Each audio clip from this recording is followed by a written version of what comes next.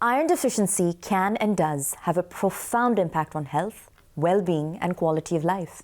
And if studies are to be believed, iron deficiency in India affects nearly 50% of women of reproductive age, often impacting pregnancy outcomes and maternal health.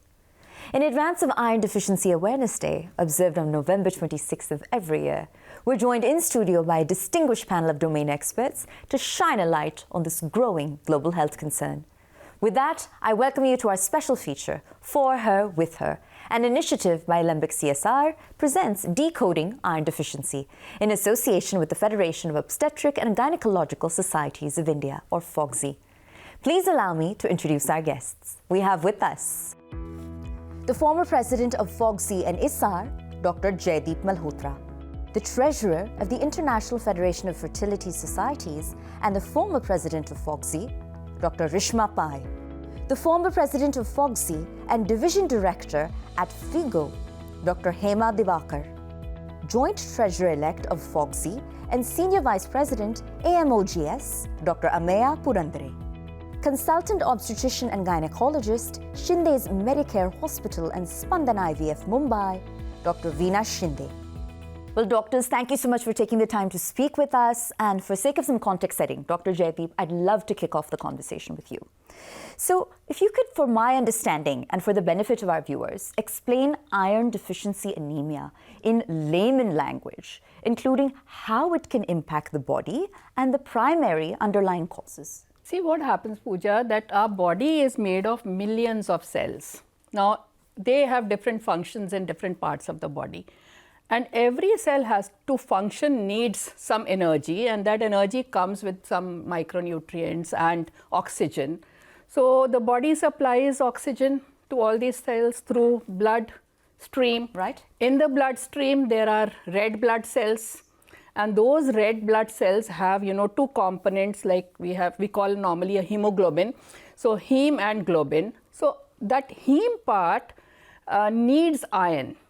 And unless and until we have adequate iron in our body, these red blood cells are not going to be able to function well because they need to maintain a shape. Their functioning is very, very important. And plus the immunological and the other metabolic factors which really play the role in the functioning, that's not going to happen. So the red blood cells without iron, like iron is a very critical micronutrient component of our blood. Sure. So if the blood is not there with this iron content, the red blood cells will go down. Once the red blood cells go down, then the functioning of all the cells is going to get compromised. So that's something really very, very important for us to understand. Those symptoms how can a person feel, that they are having anemia, which basically is because of this iron deficiency. They'll feel, shortness of breath. Women feel tired all the time, very lethargic. Sure. They can't get up and, do some work, or the mindset is that sometimes there are a lot of headaches, dizziness is there. And if it gets really prolonged, now palpitations can happen because the heart starts beating very, very fast. And later on, long term, the nails get brittle, there is hair loss. Right. So there are a lot of things which can actually, which tell us or guide us that, okay, there's something wrong with your body, and this is maybe because of the iron deficiency which is there. Now, as we look at the causes, there are like 4 important things which we have to understand. One is that you're not really taking enough, which is probably like, the diet is deficient, you're not eating the right kind of food which are having iron, because a lot of us are only eating carbohydrates and, predominantly. Absolutely. Or the body is not really absorbing as much. So some people have like, some gastric or stomach disorders where the absorption is not happening. Or you're losing a lot of blood, like heavy menstrual bleeding is there, sometimes bleeding piles is there. Right. Or there are certain other diseases which, could be. Or the other thing could be that the demand is more than what you're actually having. So those can be the primary causes for iron deficiency anemia. All right, so building on that, I want to pose my next question to you now, Dr. Hema. How common is iron deficiency anemia, and what are the patient groups that are ultimately most at risk? Pooja, you may be surprised to know that 1.2 billion are iron deficient across the globe. And when you come to the low middle income countries such as India, most of the burden is borne by countries like ours, and our latest statistics shows that 50%, that means every other person that you see in the population has anemia. So we are not talking about some niche subject, it's very, very, very common. And when you said the vulnerable groups, they are largely the women and children and the pregnant women, because the demand is more and whatever she's normally eating will make her insufficient, and then, she is vulnerable. The same way, the girls and women again belong to a special category, because when the girls start menstruating, the heavy menstrual bleed and iron deficiency anemia have to be seen as two sides of the coin, because if one is not fixed, the other will always remain. Our journey towards what we call the dream of every one of us is to march towards Anemia Mukta Bharat or Anemia Free India, and that's why we're all here discussing so many things. Well, thank you for sharing that, Dr. Hema. And that obviously very naturally is a nice segue into my next question, which is to you, Dr. Pai. What are the treatment options available, and how long do they take to even kick in? Right. So, most people say, oh, you have anemia, have a good nutritious diet, and that's true. So really, nutrient which are helping to build up the hemoglobin. So iron-rich foods, all your green vegetables and, pulses and meat. So a whole lot of foods which are good for you. But that will take a long time to actually build up your hemoglobin in a severely anemic patient. Are we talking weeks, months? Yeah, so typically any kind of supplementation that you give the patient will take about at least 2 weeks to begin to show the benefits. So 2 to 4 weeks later, you'll see at least a 1 gram per deciliter increase in the hemoglobin. So typically we suggest, or we start with oral iron in most patients, if we have time to build up, if it's not very, very severe iron deficiency anemia. So we start with oral iron, and for oral iron, there are many different types of molecules. There's ferrous fumarate, there's ferrous sulfate, there's ferrous ascorbate, many different types of oral irons, so that you can choose whichever one suits you better. But the important thing in the oral iron is some people don't tolerate it very well. They get a lot of acidity, they get constipation, bloating, and stomach discomfort, basically, dark color stools, etc. And they don't take it very well. And because of that, the hemoglobin doesn't come up. And in this kind of group of patients, or for example, a woman is in her 7th, 8th month of pregnancy, and then she's anemic. We don't have time to build up the hemoglobin with oral iron. And so very often we need to give them IV iron. And today we have excellent IV iron preparations. So within 20 minutes, we can infuse the entire amount of iron that lady needs to build up her hemoglobin. So it's a faster, better, more sort of tolerable way of giving iron to these women. Well, thank you for sharing that, doctor. And building on that, I'll pose my next question to you, Dr. Anaemia. Given that Iron Deficiency Awareness Day is around the corner, right, celebrated in November of each year, are there certain myths around the iron deficiency anemia that you want to take the opportunity to debunk today? Yeah. Misconceptions that are running rampant. Thanks, Pooja. I think this is probably the most realistic question today. The National Iron Deficiency Program instituted by the government began 50 years back with the hope that we'll conquer anemia as a nation. Right. I'm sorry to say that we are not there even halfway, and that's the reality. Now, there are various myths with respect to iron deficiency. Let's begin with the first one, that anemia is a poor person's disease. I'm surprised to tell you that the latest National Family Health Survey tells us that no longer it's a rich versus poor disease. It's a universal disease.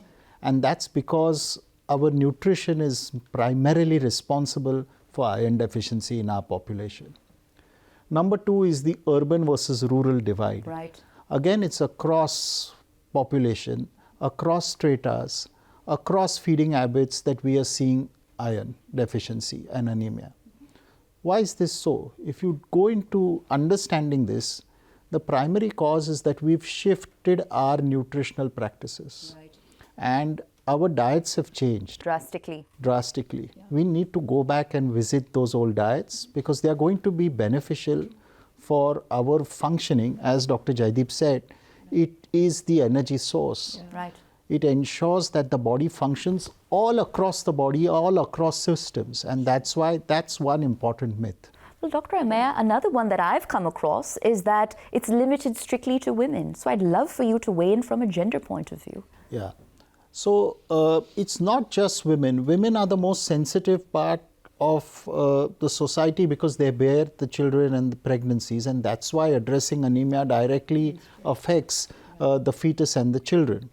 But from men also, because a lot of the diseases and the causes that we've talked about so far are affecting men as well, and therefore men are an equal component. The second important myth is that in today's generation where social media is so active, they say you don't need supplements. Just improve your diet, improve your lifestyle, have this detox smoothie, and your iron will be back to normal. And everyone has become a doctor overnight, Yes. Dr. Google. Yes, Right. but that's not the truth. As Dr. Rishma very clearly said, that you require these supplements from a medical point of view if you want to correct that deficiency. And it has to be a community-driven awareness, because anemia is related to diet, anemia is related to pregnancy, anemia is related to function, both social and professional. So it's a very important part and a national responsibility to prevent anemia. That said, I'd love your take on the lifestyle modifications or the diet modifications that can help prevent or better manage iron deficiency anemia. Pooja, today people give more importance to external appearance than to the nutritional value of food. And because of this, what is happening is they are on diets. They are not taking proper diets. There's a lot of intake of tea, coffee, colas, cold drinks, and alcohol. There's lots of smoking happening. Right. And all these things affect the absorption of iron. See, when you're taking your meals, if you're having plenty of green vegetables, as Dr. Reshma said, you're having diets that are rich in iron, like jaggery, nuts, dried fruits, or you're taking meat, fish. All these are very good in iron. But if you're taking it along with a tea or with alcohol, then the nutritional value goes down. Then they are vegetarians, as we have vegan diets. And in that also, you must add things that are rich in iron along with vitamin C. Vitamin B12 is also important. Even the gut microflora is very important.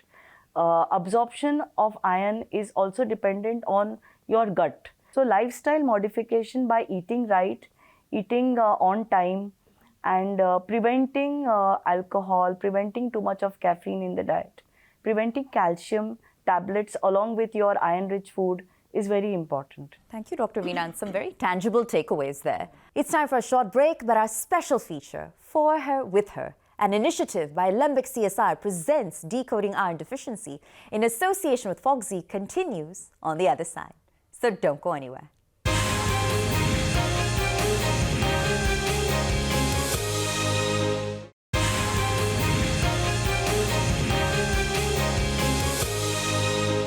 I'll come to you now, Dr. Jaideep. I believe that the impact of iron deficiency on pregnancy outcomes is perhaps poorly understood, all right, or underestimated for that matter. So how critical is that understanding for prospective parents that are considering starting a family, or even couples who are perhaps facing challenges conceiving? See, it's really important because there's a direct link between iron deficiency and fertility. As I said, the oxygenation of the whole body actually gets affected. So our reproductive organs are also part of that body. Right. So similarly, the ovaries are going to get affected. So these ovaries produce eggs, which ultimately will result into a pregnancy with the sperm. Right. So the egg formation goes down because the blood supply to the ovaries goes down. The uterus, which actually carries the pregnancy, the lining of the uterus, if the blood supply is not as good, your chances of getting pregnant, because the implantation which happens in the endometrium, that again is going to get affected. And a lot of times when women have anemia because of that, or otherwise because they are having other issues, the ovulation and also the menstruation, the cycle gets disrupted. So they can't even plan. Some women may also have amenorrhea, which means that they're not having any periods at all because the severity of the deficiency actually dictates what kind of symptoms they will have. And I really want to highlight here also that men also, if they have anemia, Right. the sperm motility and the sperm morphology, everything gets disrupted. So we must definitely look at both the partners, especially for this particular entity as far as the fertility concerns are there. I want to build on that. Coming to you now, Dr. Hema, because as I mentioned a moment ago, Iron Deficiency Awareness Day is observed on November 26th of every year. Iron detection, iron deficiency detection rather, is celebrated across the globe in November of every year. So what's your hope with respect to the messaging here and how it can penetrate the OBGYN community with respect to ultimately patient education? Our dream again, Pooja, would be that we should not have an opportunity to celebrate the Iron Deficiency Day, which means that it should be eradicated. Shouldn't exist in the first place. So Right. we live every day, but we celebrate the birthday on one day. So that's a special day. Right. So until then, this Iron Deficiency Day is special for us as OBGYNs because it gives us an opportunity to resolve and re-emphasize in our own head and hearts that we must make our practice anemia free. Most importantly, the generation next, as Ameya said, if we fix the women's hemoglobin status in the middle of a pregnancy, that's the peak time of transfer of iron to the baby for its brain growth and the nerve growth, and you'll have the whole next generation with smarter kids with better IQs. And we must strive to do everything that's possible to make a nation anemia free. Right. It's very heartening to hear that, and we certainly hope that that vision and mission materializes.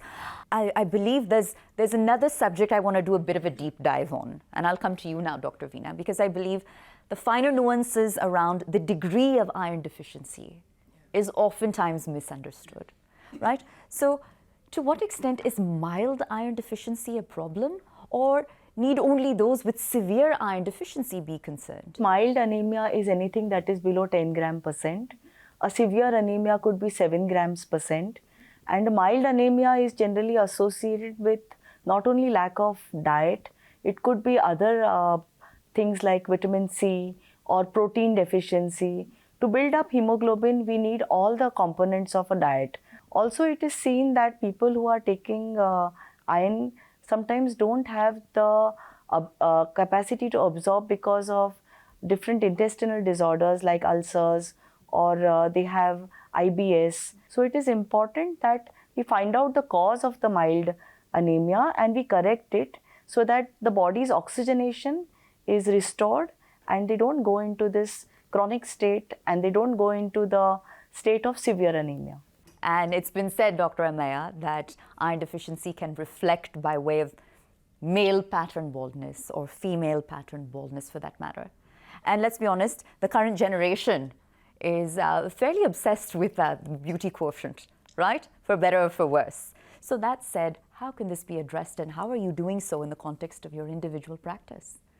So Pooja, often we say that we want everybody to be in the pink of health. Right. And perhaps that's the reason why you're wearing a pink dress today. Today, like you said, perception and looks matter the most in priority. And therefore, I think that iron deficiency, it's proven scientifically with multiple papers across various specialties, medical, gynecological, dermatological for that matter as well, right, which show that there is a direct relationship between iron deficiency and hair fall. I want to share a little secret with you. Please. You know that there are various oils and various cosmetic formulations which claim that your hair can get regenerated. Right. You know, the hair loss with iron is one of the few ones where if you take iron supplements, your hair can come back to what it was before. Right. The logic for this is there's a scientific basis. The hair follicles remain still dormant, right, even though the hair is lost. Right. And the moment you give iron, the oxygen and the nutrients reach those follicles again and they begin to regrow. Yeah. So therefore, taking iron supplementation, especially in patients where there is hair loss because of iron, right, or because of multiple micronutrients, will help in a better chance to have regrowth of hair. I believe our viewers have really made a note of that. Thank you for sharing that, Dr. Alembic. And I want to come to you, Dr. Pai. We haven't touched upon chronic anemia. Correct. So your take on the remedies or the management strategies that are most effective in that context? So the first thing is to determine what kind of anemia we are dealing with. If a patient has anemia for a long time, chronic anemia, or is it something which is associated with a chronic disease? So there are reasons, like it may not be iron deficiency anemia. It could be another problem. It could be vitamin B12 deficiency anemia, or it could be hemolytic anemia, the blood cells are getting destroyed, sickle cell anemia, thalassemia. So there are many other pathologies which cause anemia. So first make sure that it's not just, you're treating with iron and the anemia is a different type of anemia. Right. Secondly, is she losing blood faster than you're building it up? So if a girl is having very heavy menstrual bleeding, or she's infested with worms, or she has, bleeding piles, or even an ulcer in the stomach, gastric ulcers which are bleeding. So many reasons for blood loss. So you're compensating and she's continuing to lose blood. Sure. Or if the patient has anemia associated with chronic diseases. For example, in our country, tuberculosis, right. So common. Cancers. All of these are associated with anemia. So we cannot have a very narrow vision, that's iron deficiency and that's it. That's very, very important. So this group of patients, you have to support them for long periods of time. Obviously, cure the problem first. So now that we've enlisted certain problems, address them, cure that. If she has tuberculosis, treat her. Whatever the problem, treat that. And then very often these people are nutritionally deficient. So long-term health, very, very important because they're already suffering from a disease. And so very, very important, at least you support them in their basic health so they're able to recover and improve their health faster. So Dr. Alembic, coming to you, 50 years ago, the government launched the National Nutritional Anemia Prevention Program, right? 50 years later, in the current day and age, how do you assess the progress? Yeah, Pooja, I think it's a very important question, and I think all of us doctors here, both in our individual capacities and also in the professional organizations that we represent, have to take this on priority.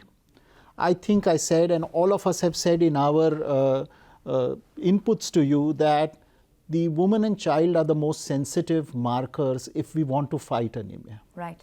And I think as gynecologists here, in our patients, we need to emphasize the message of for her and with her. We have to have good treatment options that we are now privileged to have for her in the form of better supplements which are safer, which are with lesser side effects, injectable preparations which help us to add the quick fix in correcting anemia.